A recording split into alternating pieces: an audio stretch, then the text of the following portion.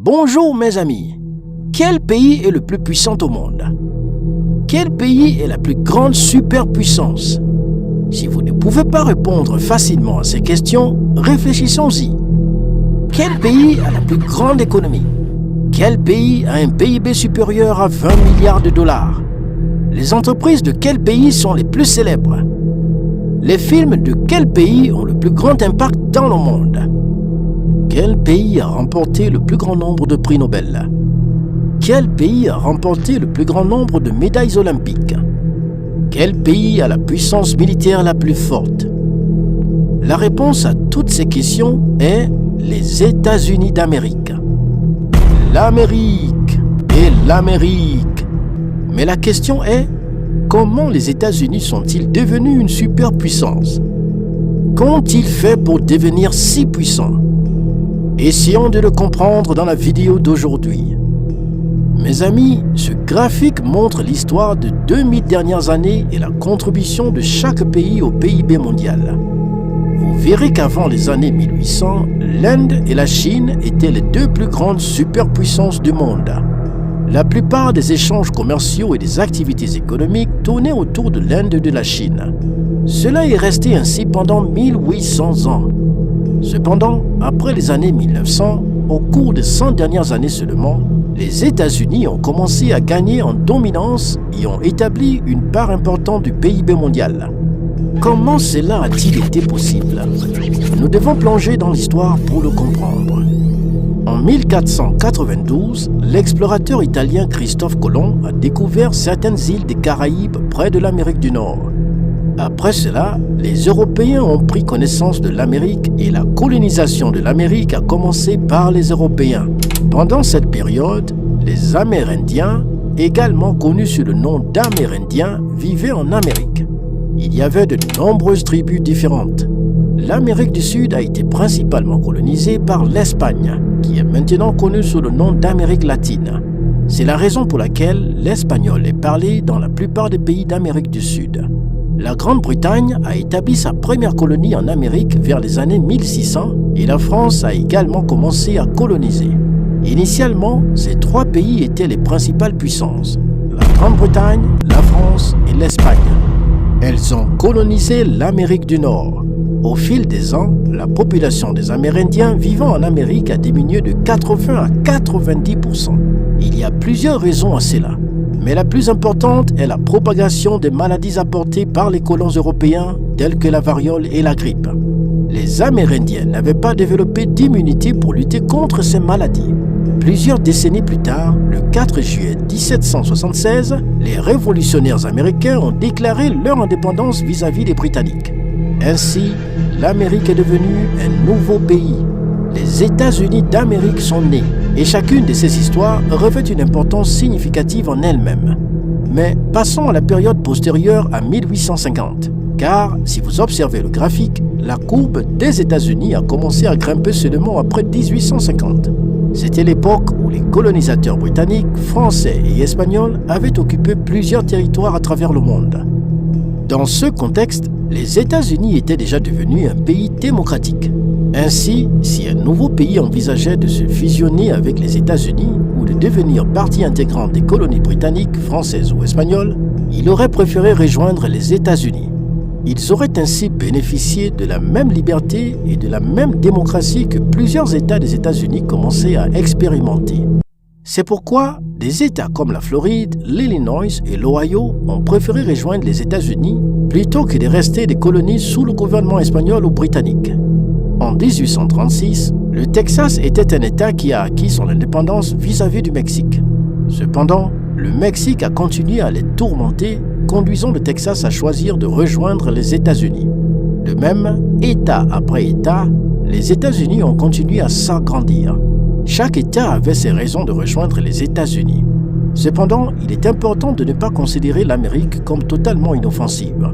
C'était certes un pays démocratique, mais son intention était d'étendre son territoire autant que possible. C'est pourquoi, en 1867, les États-Unis ont acheté le territoire de l'Alaska à la Russie pour 7,2 millions de dollars. L'État d'Hawaï entre également en scène. Il est situé au milieu de l'océan Pacifique. Aujourd'hui, on pourrait se demander comment il peut faire partie des États-Unis alors qu'il semble si éloigné. La réponse réside dans l'annexion d'Hawaï par les États-Unis. En 1898, les États-Unis ont renversé le royaume d'Hawaï et occupé son territoire. Théoriquement, les États-Unis n'étaient pas des colonisateurs comme la Grande-Bretagne, la France et l'Espagne, mais leur comportement ressemblait à celui de colonisateurs dans certains cas. Les régions de Porto Rico, du Guam et des Philippines ont également été annexées par les États-Unis en 1898 sous la présidence de William McKinley. Les États-Unis ont payé 20 millions de dollars à l'Espagne pour l'annexion des Philippines. Cependant, aujourd'hui, les Philippines sont un pays indépendant depuis qu'ils ont obtenu leur indépendance vis-à-vis des États-Unis en 1946. Tout cet argent a été gaspillé. Au cours des années 1900, les États-Unis étaient devenus un grand pays avec de nombreux territoires en faisant partie. Et évidemment, plus un pays est grand, plus son économie et son PIB sont importants. C'est la raison pour laquelle les États-Unis occupent une part importante du PIB mondial sur le graphique. Mais ce n'était que le début. La véritable magie s'est produite entre 1900 et 1950. Te souviens-tu de ce qui s'est passé pendant ces 50 ans? Il y a eu 2 guerres mondiales.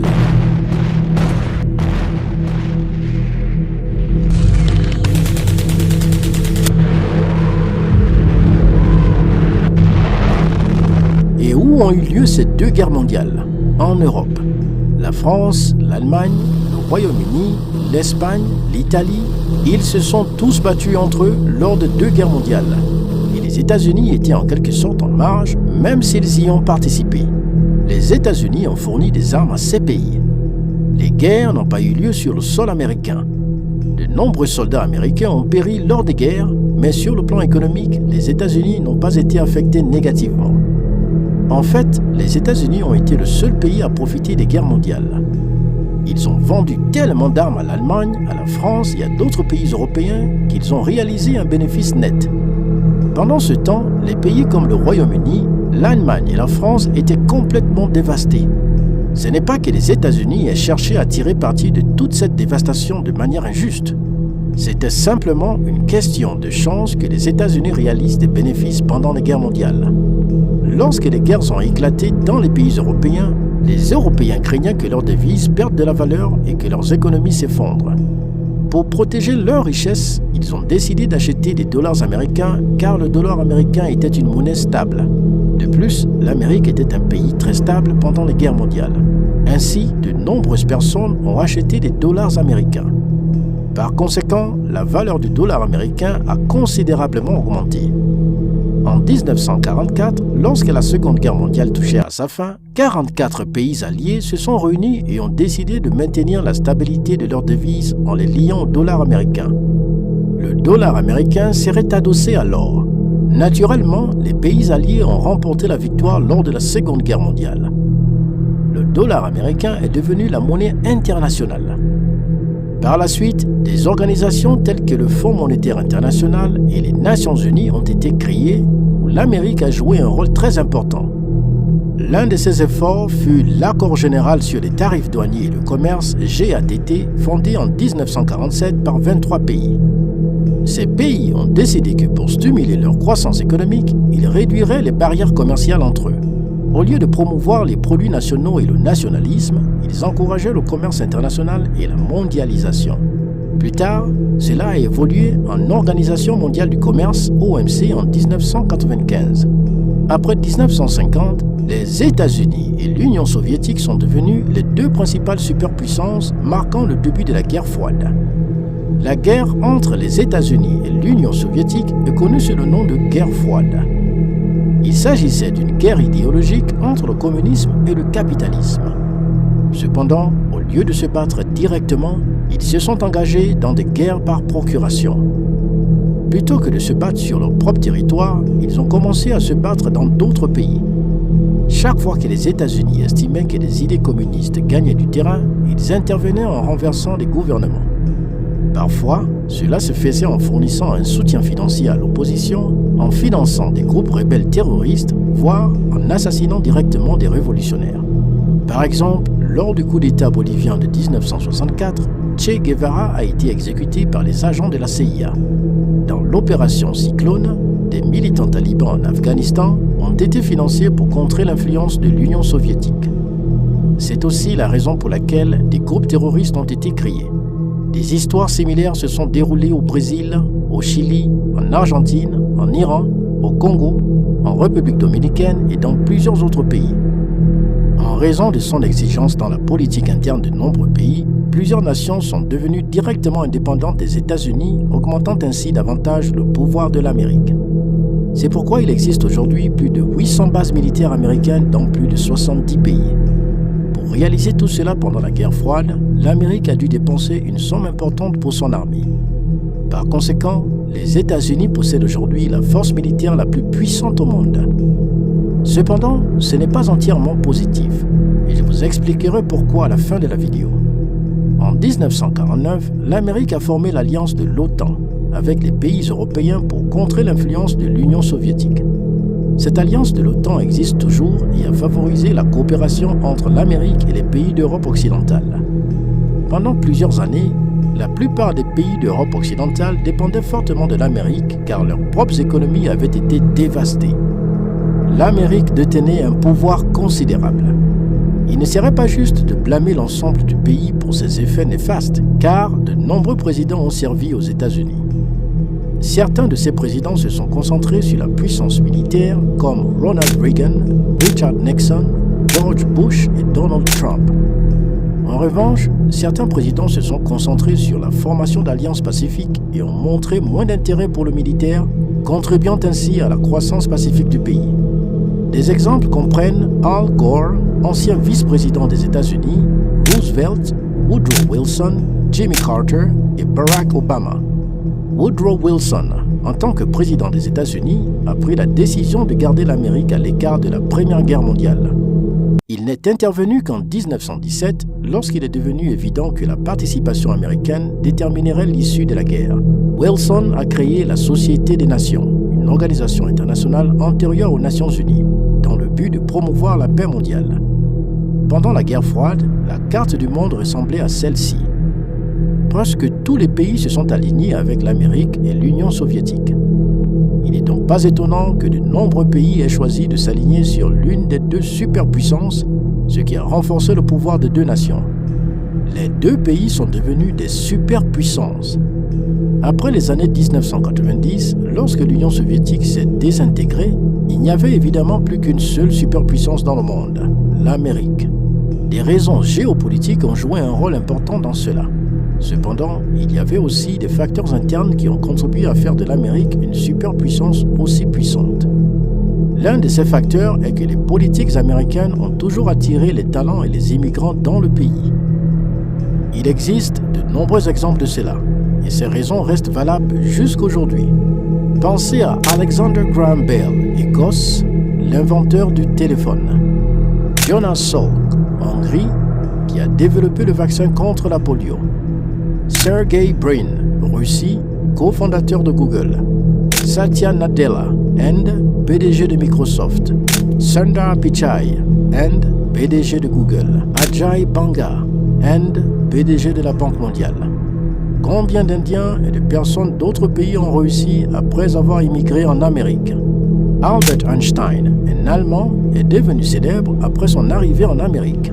Et Elon Musk, un Sud-Africain, est venu en Amérique et a connu un succès incroyable.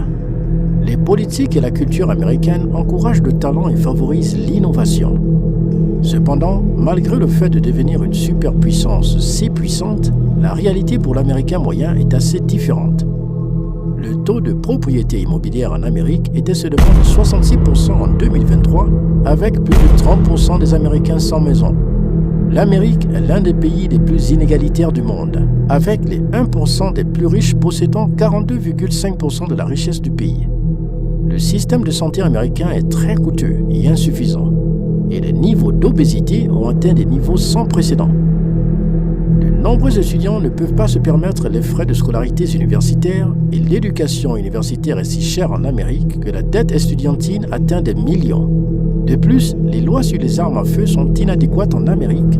avec plus de 647 fusillades de masse en une année, en 2022, entraînant plus de 3000 décès. Si l'Amérique avait dépensé moins pour l'armée et investi davantage dans le développement de ses citoyens, être une superpuissance aurait pu signifier quelque chose de plus.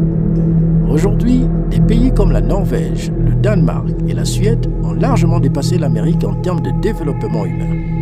Cependant, ces pays ne sont pas connus comme des superpuissances, peut-être parce qu'ils ne sont pas aussi puissants sur le plan économique et que leurs capacités militaires ne sont pas aussi dominantes. Néanmoins, la qualité de vie pour la personne moyenne est meilleure dans ces pays nordiques que de vivre en Amérique.